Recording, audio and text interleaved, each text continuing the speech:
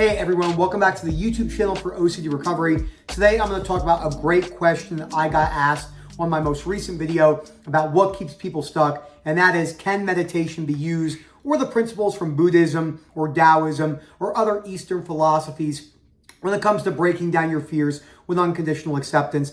Can it be used in a non-compulsive manner?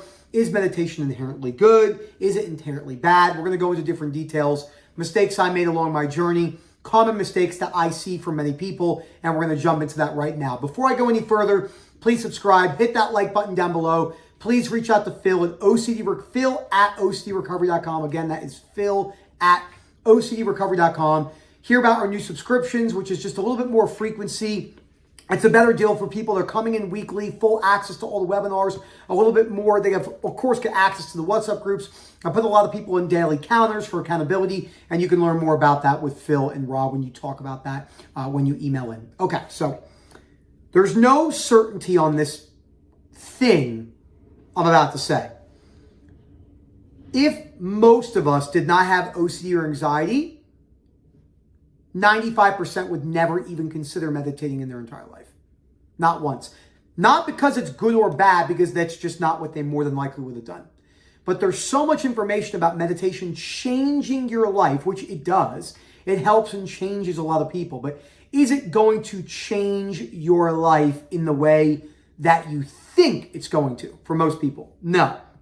I know many people who have gone to silent retreats, meditation retreats, peyote, ayahuasca, ketamine type retreats where there's a lot of meditation. And a lot of them have come back worse, hopeless, and in a really bad spot. Because the people that were running these, well-intentioned people, did not understand OCD and anxiety in the mind when it comes from the disordered aspect, right? It's not really their specialty. Their specialty could be teaching meditation or yoga, for either of those, or anything like that, silent retreats, for decades. But are they going to have any understanding how the large majority of OCD and anxiety sufferers that use meditation are going to use it, again, with a high probability, compulsively to ground themselves? Now, if you've been meditating for years before you came in, before you got chronically stuck, again, I'm just spitballing things here. Would I recommend that you stop? It depends on the person. I have to get you on the phone. It's hard to explain because it's very case-by-case dependent. If you've never meditated in your life and you're trying to add meditation now, you have to be very realistic that you might be, probably using it compulsively to ground yourself. I mean, when my OCD became chronic in June of 2019, I had terrible mild OCD for 10 years before that. I was building and building. But when it became super chronic in June, then by November 2019, 5 months later, I was in the mental hospital. And it started with tinnitus, or tinnitus, ringing in my ears. And I meditated twice a day, 20 minutes a day. And I felt the calmest I ever felt. And when I felt that, it just latched to something else. And I realized I never meditated in my life ever again. Again, this is just my personal experience. I never meditated in my life before that. And I have not meditated ever again. When I hike, that's a form of meditation to me. When I read, that's a form of meditation. But I don't do standard, typical Eastern or Western, like this is meditation. Sit down, open up the Calm app and stuff. I have a lot of people ask me questions like, what do you feel about Sam Harris's Calm app? I'm not against it or for it. I just think that it's not going to change your life the way you think it's going to. We always think some outside tip or technique is going to make some sort of drastic changes to your life, but it's just usually not going to do that. So you have to ask yourself some of those important questions. Again, you're never going to get certainty. Was I meditating before this? Should I work on my beliefs and other behaviors for a little bit and then think about adding meditation in the future? If I've been meditating compulsively for a long time, should I give it a couple months without it? When you bring this up to people, you're going to get met with some animosity.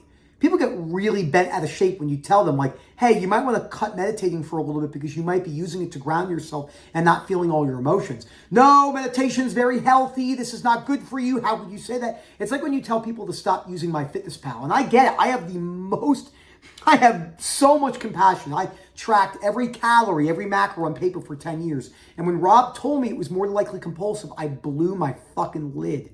I freaked. How dare you tell me I'm disciplined? But discipline Control, extreme rigid control, can be masked by discipline. There are control elements in discipline, but you can be using it in a very unhealthy way.